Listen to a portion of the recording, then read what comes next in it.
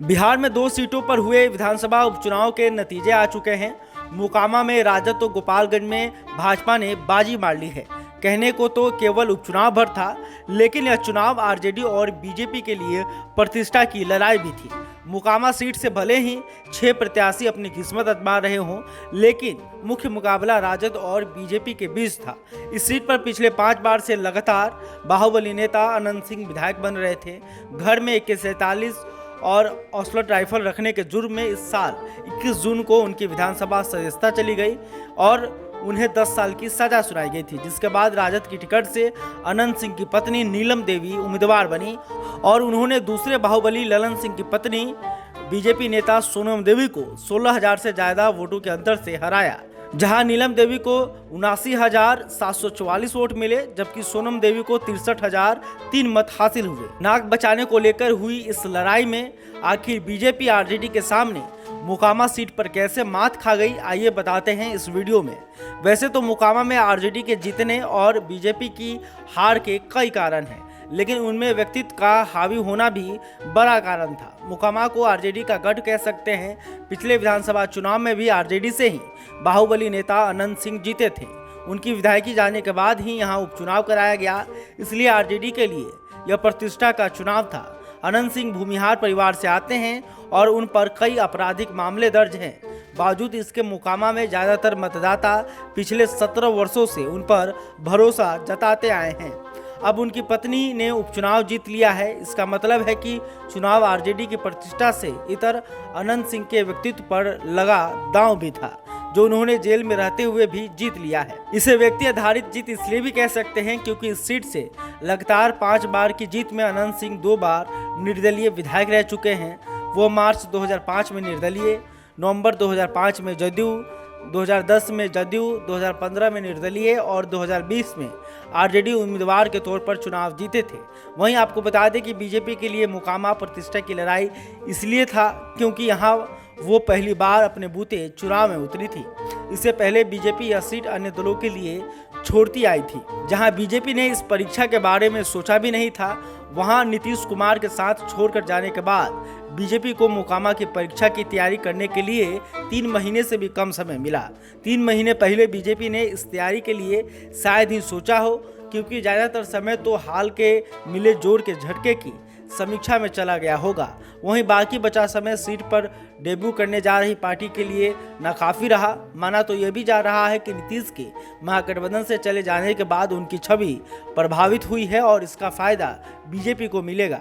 दरअसल बिहार बीजेपी के प्रवक्ता निखिल आनंद ने महागठबंधन सरकार पर जनता विरोधी और गरीब विरोधी होने का आरोप लगाते हुए कहा था कि मतदाता राज्य में जंगल राज की वापसी नहीं चाहते हैं, इसलिए महागठबंधन को हार मिलेगी। लेकिन मोकामा में ऐसा नहीं हुआ और बीजेपी हार गई। बीजेपी ने मोकामा में जातीय समीकरण भी साधना चाहा, लेकिन भूमिहार जाति से आने वाले अनंत सिंह ने यह खेल भी बिगाड़ दिया। दरअसल मोकामा विधानसभा सीट भूमिहार बहुल मानी जाती है। बिहार में खेती किसानी से जुड़े किसानों को भूमिहार कहा जाता है। इसके बाद यहाँ ब्राह्मण, राजपूत, कुर्मी, पासवान और रविदास जातियों का नंबर आता है। माना जाता है कि स्वर्ण वोट यानी भूमिहार ब्राह्मण और राजपूत जिसके पाले में जाते हैं उसकी जीत होती है। आरजेडी और बीजेपी दोनों ने ही इसे देखते हुए भूमिहार उम्मीदवार उतारे, लेकिन जीत आरजेडी की हुई। आपको बता दें कि भूमिहार परिवार से आने वाले अनंत सिंह की जाति आधारित वोट पर पहले से ही खासी पकड़ है। इसका अंदाजा इसी से लगाया जा सकता है कि भूमिहार बहुल इस इलाके की राजनीति में अनंत सिंह को छोटे सरकार का रुतबा हासिल है। इस चीज़ की बढ़त उनकी पत्नी के पास थी। बीजेपी ने भले ही भूमिहार समाज से आने वाली सोनम देवी को टिकट दिया हो, लेकिन आपको बता दें कि उनके पति ललन सिंह अनंत सिंह से अब तक मुकाबले में पीछे ही रहे हैं। हालांकि पासवान वोटरों के खींचने के लिए बीजेपी ने लोजपा आर के चिराग पासवान के साथ लिया, लेकिन उसमें बहुत देर कर दी। पासवान वोटर खींचकर बीजेपी के पाले में नहीं आ सके। वहीं नीलम देवी के प्रचार के लिए चुनावी मैदान में उतरे आरजेडी ने नेता तेजस्वी यादव के इससे उन्हें फायदा हुआ। माना जा रहा है कि तेजस्वी के चुनाव प्रचार में कूदने से यादव वोट में सेंध नहीं लग पाए। वहीं बीजेपी की हार का बड़ा कारण यह भी है कि अनंत सिंह की सजा होने के बाद से ही उनकी पत्नी नीलम देवी क्षेत्र में एक्टिव रहीं। दरअसल अनंत सिंह की सजा होने के बाद उनकी राजनीतिक विरासत को लेकर तमाम सवाल उठने लगे थे।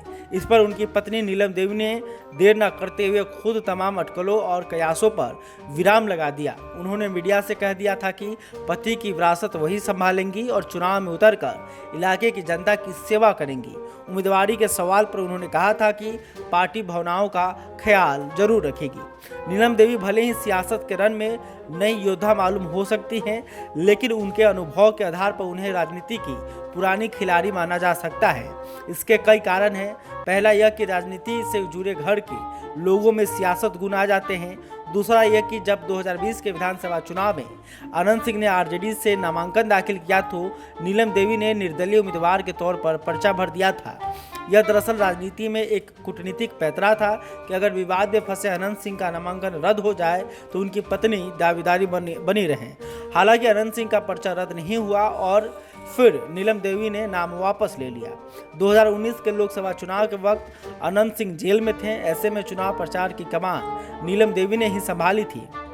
वहीं 2019 के लोकसभा चुनाव के वक्त जो है नीलम देवी ने कांग्रेस से चुनाव लड़ा था और हालांकि उन्हें जीत हासिल नहीं मिली थी, लेकिन उनको अनुभव जरूर मिला, जिसमें इस चुनाव में वो दूसरे स्थान पर थीं। जिससे ये साफ है कि अनंत सिंह की पत्नी नीलम देवी का सक्रिय राजनेता के तौर पर मैदान में बने रहना बीजेपी के लिए घाटा साबित हुआ। वहीं महागठबंधन में शामिल होने के बावजूद उपचुनाव में प्रचार से दूरी बनाए रखे सीएम नीतीश कुमार की गैर मौजूदगी का लाभ नहीं उठाना भी बीजेपी को भारी पड़ी। मोकामा में सीएम नीतीश के गैर मौजूदगी की बीजेपी ने मुद्दा तो जरूर बनाया, लेकिन बीजेपी ने नीतीश वोट बैंक को अपनी तरफ खींचने की कोशिश में सफल नहीं हुई। नीतीश वहां भले ही नहीं पहुंचे हो, लेकिन जनता के मन में विश्वास रहा होगा कि उनका नेता मुख्यमंत्री बना बैठा है। आमतौर पर सत्तारूढ़ व्यक्ति से लोगों का लगाव बना रहता है।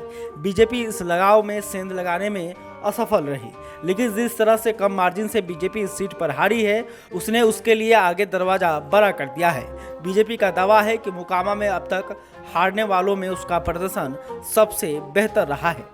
बहरहाल अभी तक आपने हमारे चैनल को सब्सक्राइब नहीं किया तो तुरंत कर लें। इस रिपोर्ट को लेकर आप क्या सोचते हैं कमेंट करके बताइएगा। वीडियो फेसबुक पर देख रहे हैं तो हमारे पेज को भी लाइक करें। धन्यवाद।